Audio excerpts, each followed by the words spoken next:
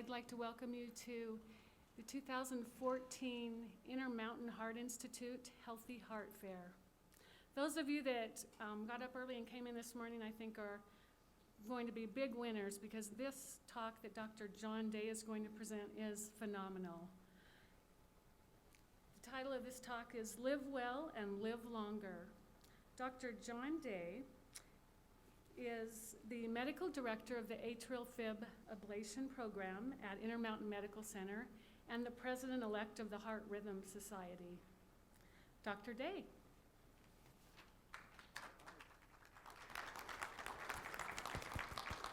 Okay, well, first of all, thank you so much for coming out this morning. You're going to be in for a real treat, and this is something that I feel very passionately about, and it's something that is much needed, especially today in our society and what we're seeing all around us. And it's also my personal journey as we go through this. And so my title here is The Longevity Village, a journey back to health and happiness. Well, let me pose a question for you. What would you do if you had up to 20 extra quality years of life? I'm talking quality years of life. Years where you can do what you want to do. You can travel, you can be with your kids, be with your grandkids. What would you do with that extra time? Well, one thing as I've been talking about this and sharing this message with a lot of people, one thing that comes up in a lot of people is, you know, why give up all of our comforts of our modern life? I mean, think about it. You press a button now to open your car door or close your car door. You run your TV by pressing a button. You don't even have to get up. It's like we don't even have to do anything. But why is this a good thing? Well, the average U.S. life expectancy right now is 78 years. Sounds pretty good until you see this. According to the World Health Organization, the average American is disabled at 68. Well, if you look at the average retirement age is 65 and the average American is disabled by 68, that really only leaves 3 so-called golden years. It doesn't seem quite fair, but it gets even worse. 70% of all Americans will spend time in some sort of living in a care facility. What is happening? That doesn't look good, but there is a different way, and I want to show you a different way. And so I was on this exact same path. Wait till I tell you where this is found.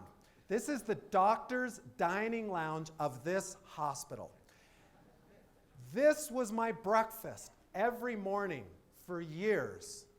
I would have a bagel, cream cheese, a donut, and a Diet Coke to get me going.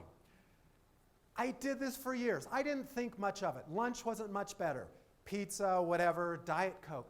I never gave it much thought until it all started catching up to me. And the one thing that I've learned is that you can get away with almost anything till about age 40.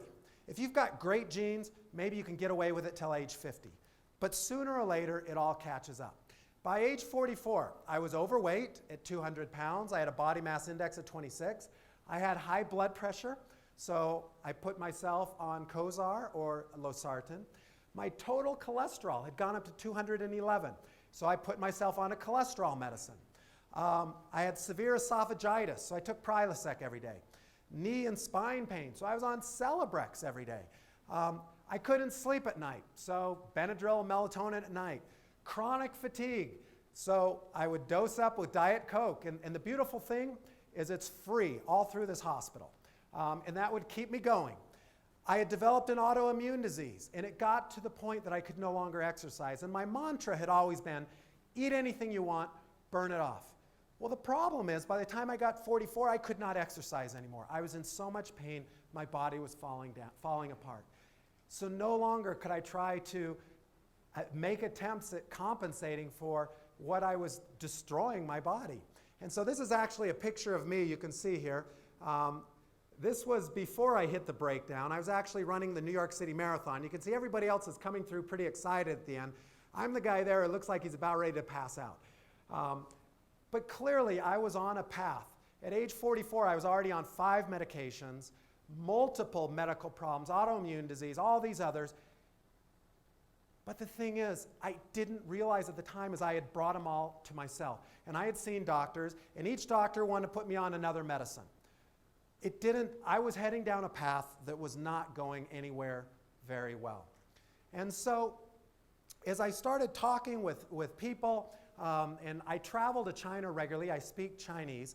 As I was sharing this with some of my colleagues, they shared with me that there was a village in China that is cut off from the rest of the world, cut off from the rest of China, where they seem to defy the laws of aging. A place where they don't get all of these diseases that we get here in America as we age. A place where they're able to work and be productive and be with their family and be physically active right up until the end. A place where they don't wind up in nursing homes. And so this was a place, as we learned about it, my wife and my family, we felt like we had to go and learn more. And so I want to take you down this journey of China's Longevity Village. We've been there a couple of times. We've taken our family. We've stayed there. We've brought a team of researchers. We've studied these people. The population in this village is just 550, but yet there are 6 centenarians. That's 1 in every 92 people is a centenarian. Now, if you compare that in the United States, there's 1 centenarian for every 4,400 people. Okinawa, Japan, which is famed for its longevity and great health, there's 1 centenarian for every 1,642 people. This is a place where people are out working in their fields until their 80s, 90s, even till their hundreds, where after a hard day work, they seem to just pass away peacefully in their sleep. They're not on medications. They haven't had surgeries. They're not disabled. Death, as I mentioned, was typically sudden. It's not a long, protracted 10-year death. So where is this place? In this place, you can't get it anywhere easy, and this geographically remote area has served them very well. And we'll talk a little bit about that.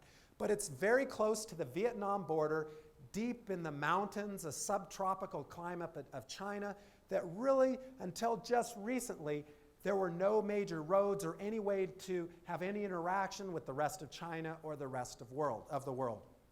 So one question, as I talk about this with a lot of people and share this with them, the first thing people want to say is, it's all in their genes, right? That's why they're so healthy. And then I always hear that, the story, my grandma's aunt's niece, whatever, she smoked like a chimney, drank like a horse, and she lived to 103. Well, I wish I had $1 for every time I heard that story, because I really don't think it happens that much. From my experience, things catch up with you. Well, it's not all in the genes. And this was one of the first big studies. And this is from the Danish twin study, where they had identical twins. What is an identical twin? An identical twin is somebody where they share the same DNA. They have the exact same blueprint. And so they followed these identical twins to see what happened in their life.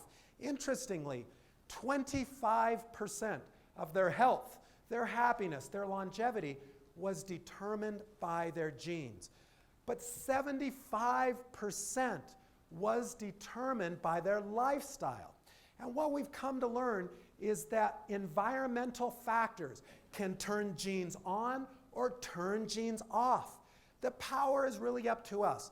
All that's in your gene it's like a seed. If that seed doesn't have the right growing climate, it won't grow. You may have a gene that says that you're going to get a heart attack. You may have a gene that says you're going to have Alzheimer's. You may have a gene that says you're going to get cancer. But how you live, you can determine whether that gene is turned on or turned off. The power is really up to us. And that's something we're just learning. We have the power to turn on or off good or bad genes. Well, as we came to this village, this is actually, as you're coming into the village, this is the sign coming in. And when we first visited this village in 2012, there were 7 centenarians. Unfortunately, 1 passed away last year. And you can see them each celebrated here.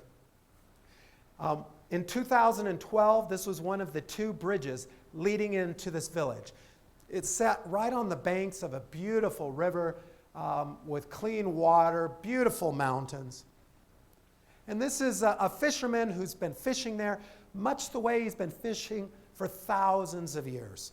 And interestingly, in this river, they have these small, oily fish that are very high in your omega-3s that have been very, very helpful to the health and longevity of these people.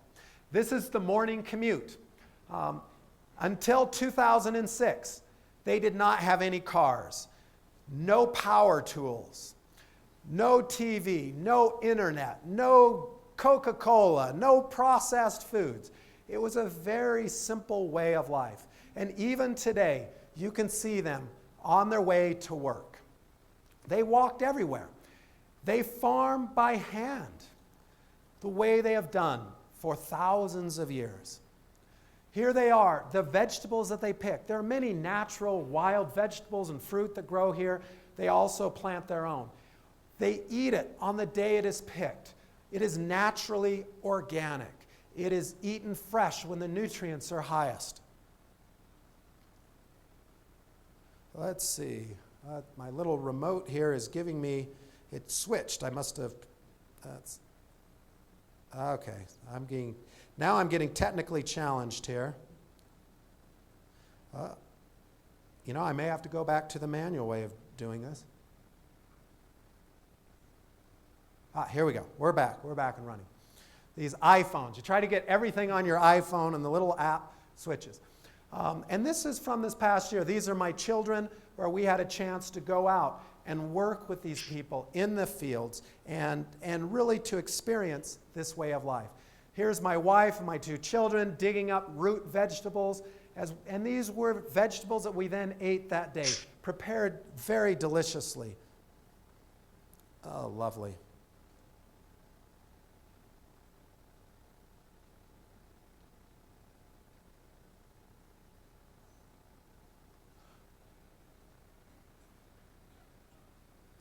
Okay, we may have to go into manual mode. This app is not working too well. So this is one of the signs going in. And the interesting thing in this village is that typically in the US, we have our billboards where we like to display the latest, greatest, sexy model, whatever. But it's different there. They celebrate those who have lived the longest and have the most experience. And this is the oldest guy in town he was 115 years old. And here he is promoting some good. So it's a completely different way of life. It's a way of life where they celebrate those who have lived the longest, who have the most experience. Now, when we visited them in 2012, these were the 7 centenarians, and you can see them all enjoying a meal together. Unfortunately, as I mentioned, one of them passed away between our 2012 and our 2003 trip. So of these centenarians, the interesting thing is they're on no medication, no hospitalizations, and I'm just going to, the iPhone is letting me down here today. No surgeries. There are no cases of heart disease. We could not find any cases of cancer, dementia, or obesity in the entire village. There are no nursing homes. They live healthy right up until the end, the way we all want to do. It completely changes our concept of growing old. Yeah. So I want to introduce you to the oldest fellow in the town. His name is Boashin, and this is my oldest son with him. He makes several walks, several times during the day. He'll walk through the village. This is Magan, 108 years old. We were able to catch up with her on one of her walks there in the village. This is Ma Songmo, also 108 years old, and we had a chance to go into each of their homes, to spend time with them, to eat with them, to talk with their family, to talk with their neighbors as part of this extensive time that we spent living with them and understanding what is it that allows them to live such long, healthy, and happy lives. So let's back up a little bit and look at the data. What do we know from medical studies about this way of life from rural China compared to the United States? Well, first of all, The total cholesterol that you will find in these villages, in these rural villages in China, is 110 points lower than what you will see in the United States. Their body mass index is 6 points lower than what you see in the United States. They're very lean, very muscular. Heart disease deaths are 17 times higher in men in the United States compared to rural China. Breast cancer deaths are 5 times higher in the United States than what you will see in rural China. Fracture rate is 5 times higher in the US. And this is despite the US dairy industry telling us that we've got to drink our milk. In China, they are lactose deficient. These people do not have dairy in their diet, but yet their fracture rate is just a fraction of what we see in the United States. What's going on here? The dementia risk is 3 times higher in the United States. Atrial fibrillation, which is an area that I focus my practice primarily on, is 5 times higher in the United States than what you see in rural China.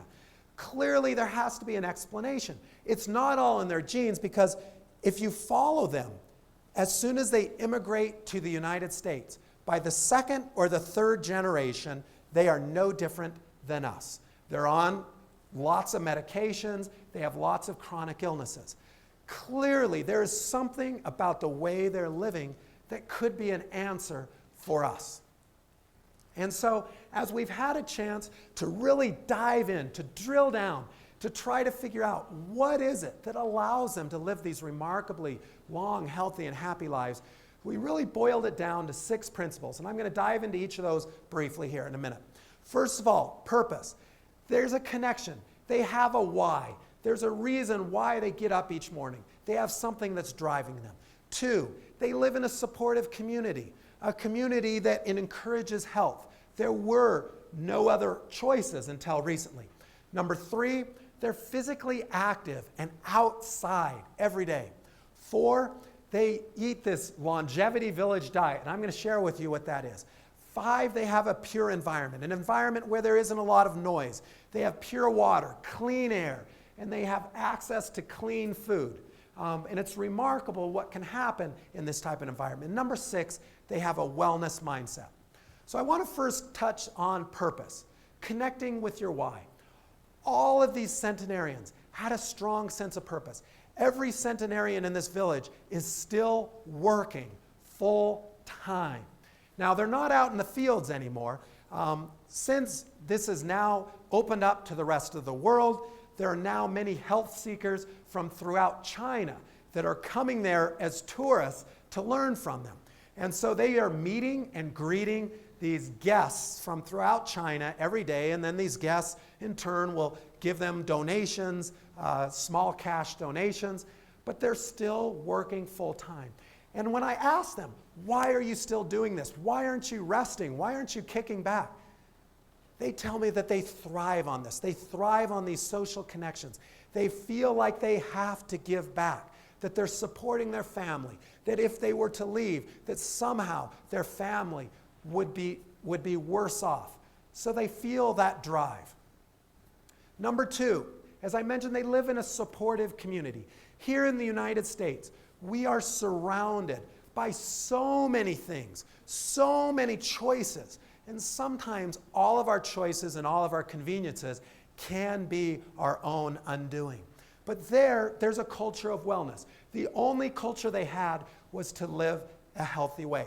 The elderly are revered. Villagers are close. All of the centenarians were married. And 74% of the centenarians living in this entire county of China, even beyond the village, live in 4 or 5 generation homes. That's 4 or 5 generations all living under the same roof. They are contributing right up until the end. They are needed. Completely different than what we do here in the Western society. Number 3, they're physically active and outside. And this is my 2 boys and my wife working with them in the field, picking the vegetables that we would then eat later that day. None of them, it's interesting, if you ask them, do you exercise? They think you're crazy. but they're physically active all day long. They farm by hand every day. I mean, they take about a week off at Chinese New Year, but other than that, every day. They are outside. They are with the land. They are moving their body. It's a low-impact activity. When you look at the studies of all the centenarians living in this county in China, 90% of them started working in the fields before age 10.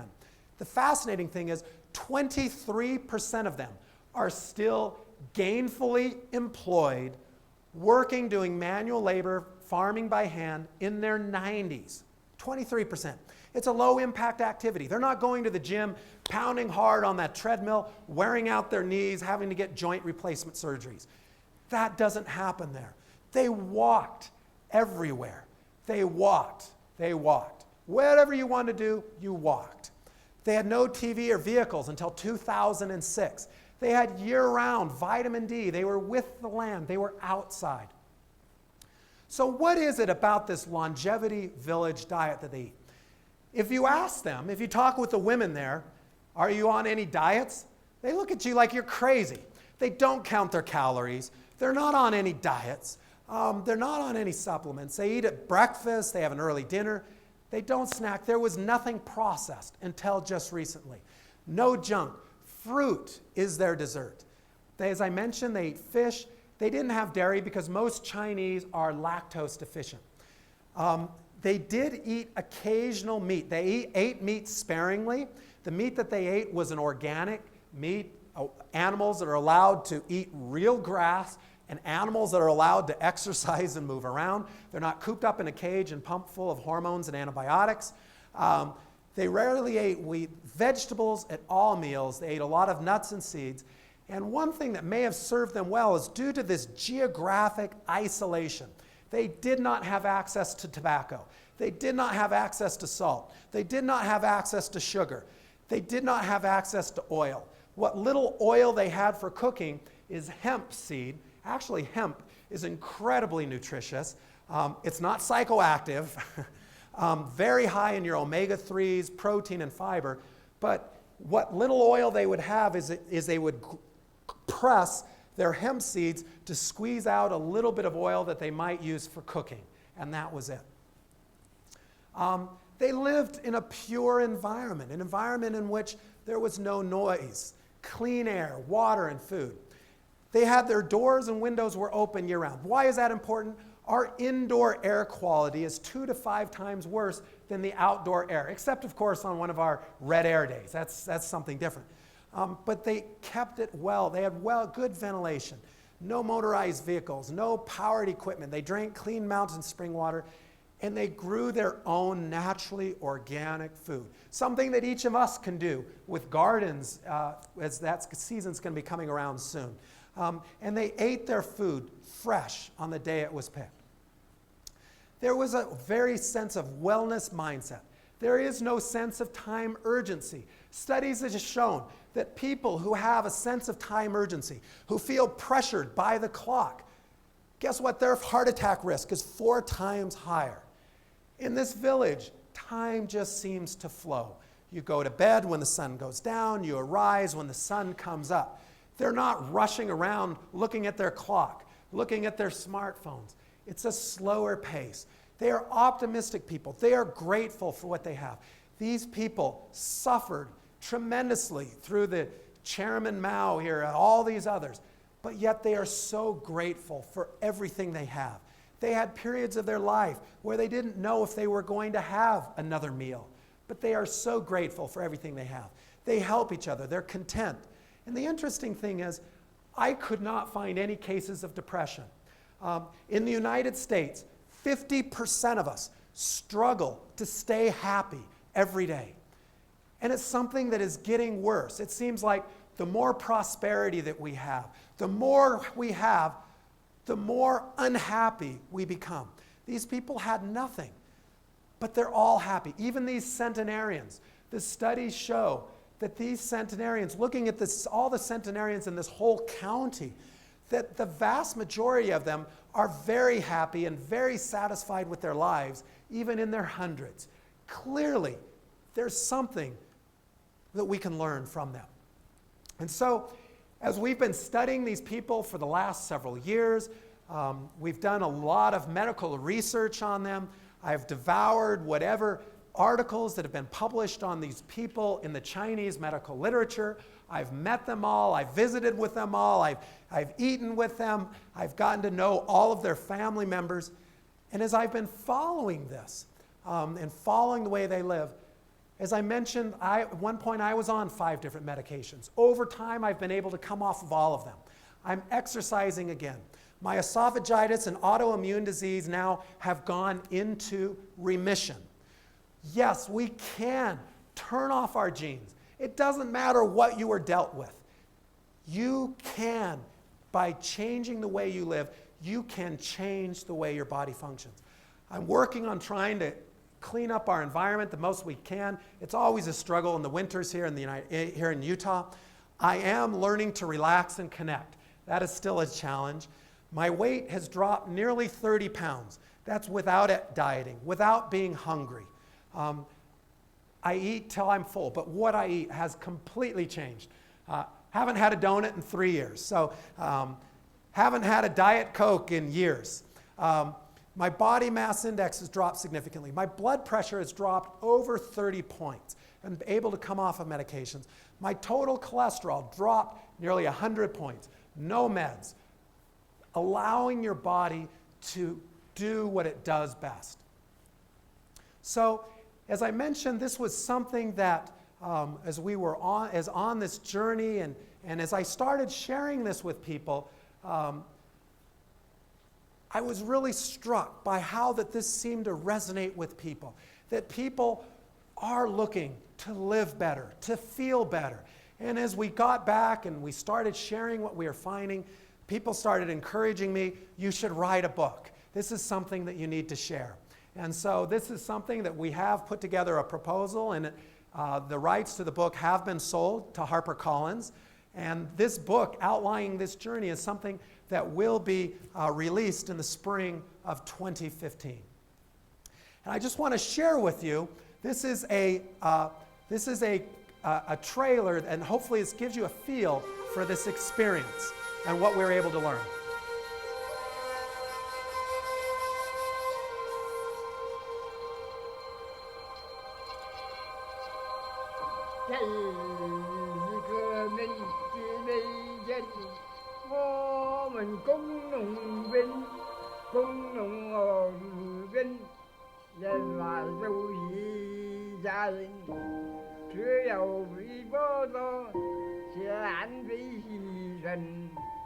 What we've witnessed here in China is really a moment in time.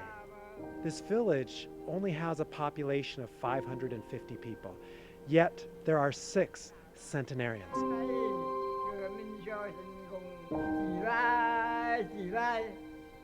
None of the centenarians are on any medications. None of them have had any surgeries. None of them have had any major illnesses. And for the most part, they're able to move without any pain. As a cardiologist, it's really been quite amazing. There are no cases of heart disease in this village, diabetes, obesity. They live these remarkably long, healthy, and happy lives.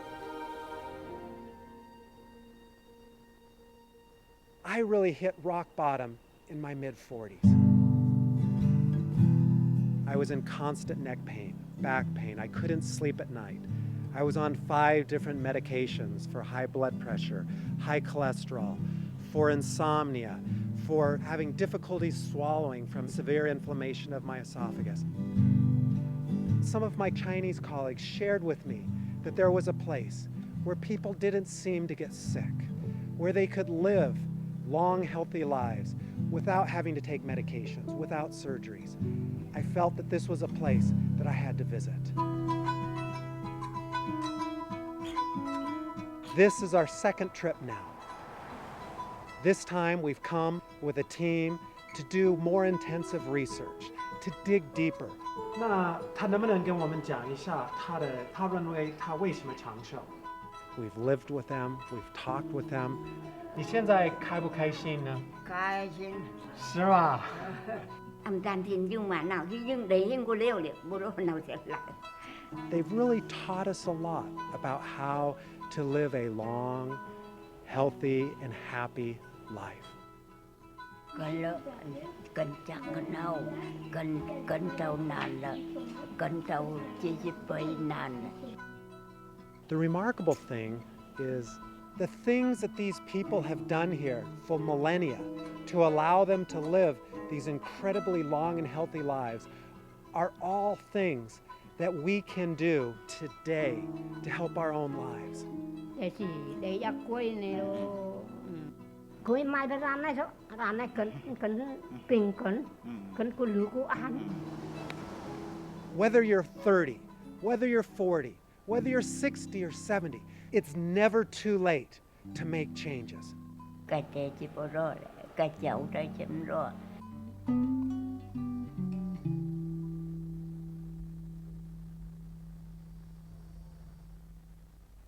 Go to the next slide. Is it going to advance or is it stuck? So, this village, as you might imagine, is changing like the rest of China. Prosperity has come, and this way of life is going. Ironically, they want what we have, and we want what they have. It's interesting the way life, the grass is always greener on the other side. But it is changing. Between our first and our second visit to this village, Coca-Cola has now invaded the village. Processed foods have now come in. People are now buying cars. Every home has a television. And so what we've seen here was a moment in time. This oldest generation has not adopted these newer ways, but it's going to pass away.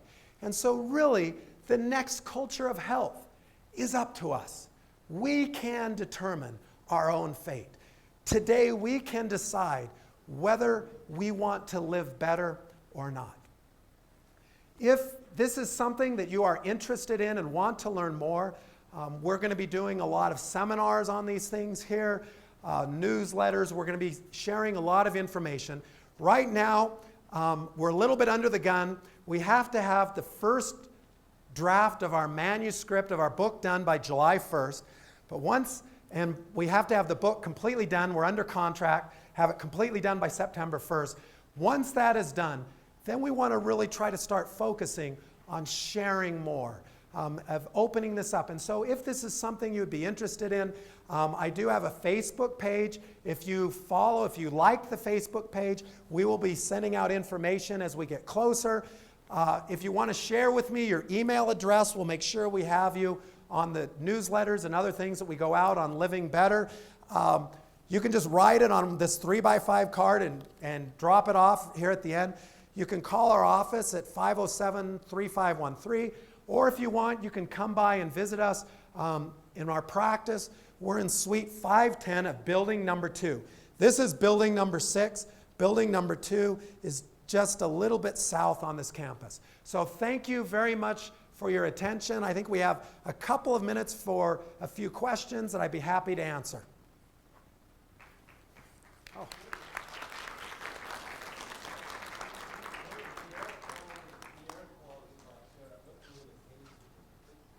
Okay.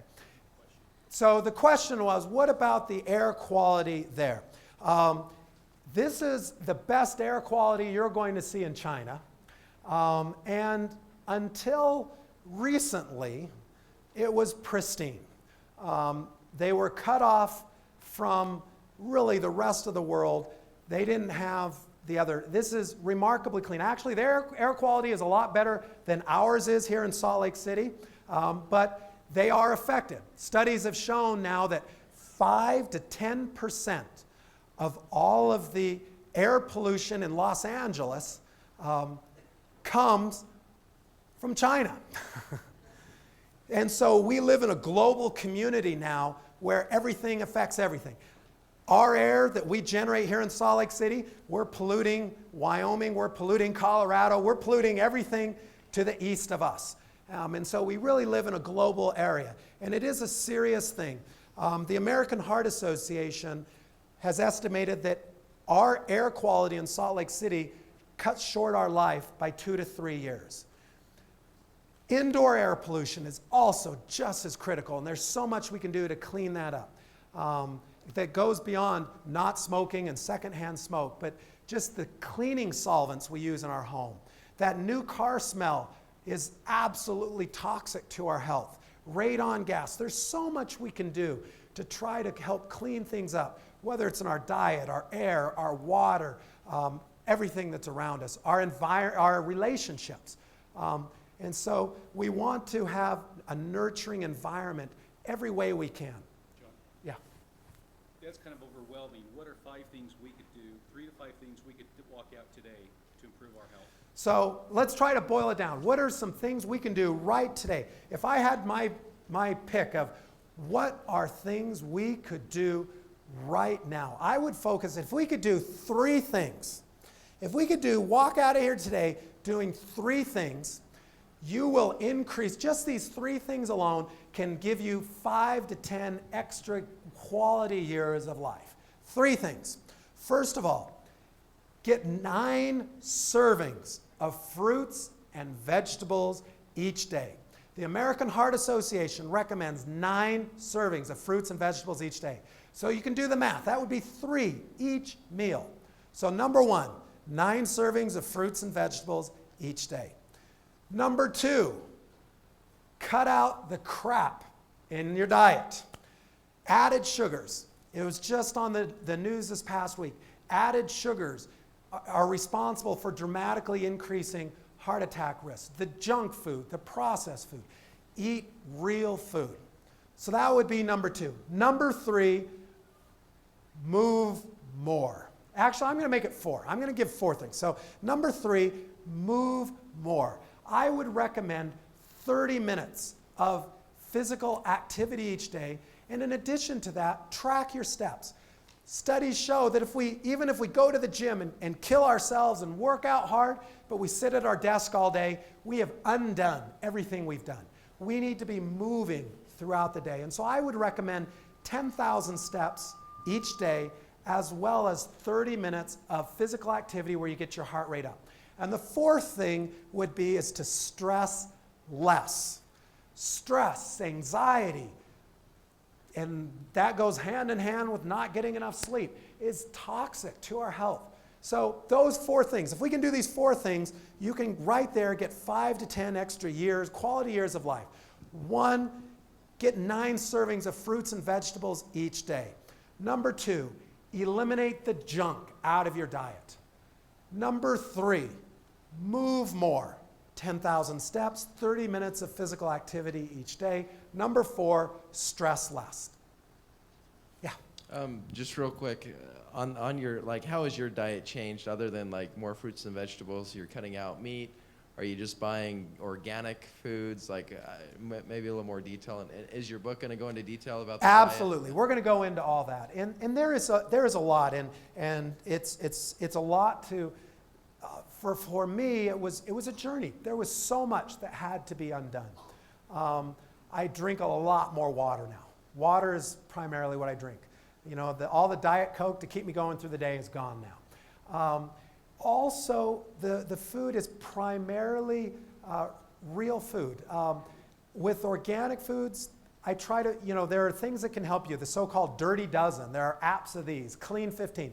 Some foods are a lot more contaminated than others. For example, apples, strawberries, and grapes are the top 3 that are contaminated with pesticides, which, that can cause Parkinson's disease and cancer. So you can look at those, the Clean 15, the Dirty Dozen. But when possible, I eat organic. Costco is great. They're getting progressively more selections, very reasonably priced. Fish. I don't like fish, but I force myself to eat fish at least once a week. And for fish, I love the wild Alaskan salmon, which is very low in contaminants, mercury, and others. Very, very incredibly nutritious. Try to have nuts or seeds each day, beans each day, and limit animal fats. and trying to avoid processed foods, eating real foods. It's a challenge, I'll admit it. And one of the first things people say is, well, what do I eat then? There is so much you can eat, but you have to learn. And the beautiful thing about the internet is there's so much that can teach us, is learning to love vegetables. Vegetables are one of the most perfect foods for health, wellness, happiness, and a long life. So there's a lot to it. We'll go through a lot in the book, and we'll have a lot in our newsletters and videos and other things as we get closer there to try to help people, because there's so much that we need to relearn. We really live in this packaged food comfort environment that really is not best for us. We weren't built this way. Yes? My doctor told me that my high blood pressure and cholesterol were genetically induced, ancestral genes first, and I am gratified to hear you say that you have high blood pressure and cholesterol, and I want to get up the nerve to just do it, you know? Right. So this will be our last question, because we've got to clear out, but let me repeat the question. So the question is, my doctor told me I've got high blood pressure, high cholesterol, it's genetic, and basically there's nothing I can do about it. Well, yes, there are some people that may be missing that may have a genetic abnormality that they can't get things perfect on their own. But that is very small percentage. I would argue maybe that's 1% of the population. So much of what we're learning now is we can change that. Now, sometimes you can get a point where it's too late. For example, if you started too late, you may still need medications to help you. And I don't want to send the message, you can just stop your medicines. It's a process. But you can wean yourself off, or at least on lower doses, under the direction of your physician as your numbers change. But even people who may have a genetic predisposition for high cholesterol, high blood pressure, you can, by changing your environment, instead of 3 medicines, maybe we could get it down to 1, or something along those lines. But there is so much that we can do. And we are really in so much more control than we think we really are. And so with that, thank you for your attention. We've got another seminar coming up at 10 o'clock. Thanks for coming out.